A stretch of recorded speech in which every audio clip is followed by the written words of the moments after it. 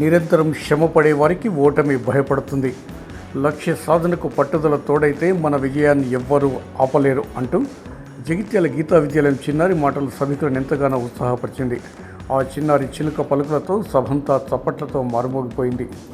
జగిత్యాల జిల్లా కేంద్రంలోని దరూర్ క్యాంప్ శ్రీ కోదండ రామాలయం ఎదురుగా ఉన్న మైదానంలో గురువారం రాత్రి 7 గంటల నుంచి రాత్రి 10 గంటల వరకు హిందూ సమ్మేళనం సభ పెద్ద ఎత్తున జరిగింది.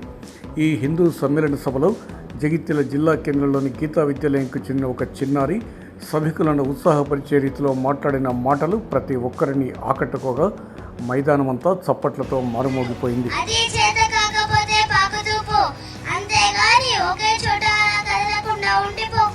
ఉద్యోగం పోయిందని, వ్యాపారం దెబ్బతిందని, స్నేహితులు మోసం చేశారని, ప్రేమించిన వారు వదిలి వెళ్ళిపోయారని అలా ఉండిపోతే ఎలా? దేహానికి తప్ప దాహానికి పనికిరాని ఆ సముద్ర కిరటాలే ఎగిసి పడుతుంటే తెలుసుకుంటే నీ రాత ఇంతే అన్న వాళ్ళు కూడా నీ ముంతల దించుకునే సత్తా నీకుంది. కానీ నీకు వచ్చిన కాస్త కష్టానికే తలదించేస్తే ఎలా? సృష్టిలో జన్మున్నది ఏది అయిపోవడానికి లేదు. పారే నది, వీచే గాలి, ఊగే చెట్టు, ఉదయించే సూర్యుడు అనుకున్నది సాధించేంత వరకు నీలో కసి ప్రవహిస్తుంది. ఆ రక్తంతో సహా ఏది అయిపోవడానికి లేదు. లే, బయలుదేరు. ఆ మానసిక బాధల సంఖ్యని తెచ్చేసుకో. పట్టు చోటు నుండి పరిగెత్తడం మొదలుపెట్టు. నువ్వు పన్న పరుపు నుంచి గ్రహించక ముందే బద్దకాన్ని వదిలేయి. నీ అర్థం నిన్ను ప్రశ్నించక ముందే సమాధానం వెతుక్కో. నీ నీడ నిన్ను వదిలే వెళ్ళక ముందే వెలుగులోకి వచ్చాయి.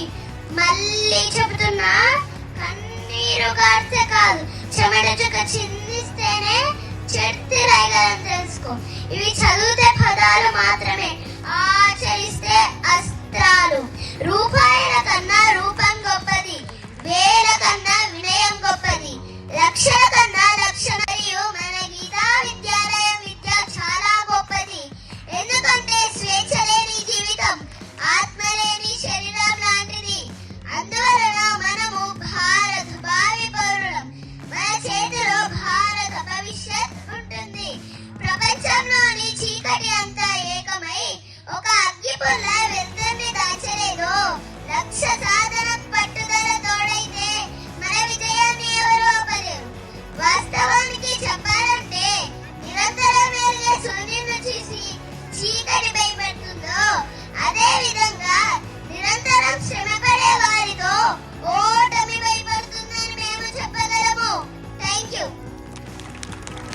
ఈ వార్తలు మీకు అందిస్తున్నది తెలంగాణ రిపోర్టర్ న్యూస్ ఛానల్.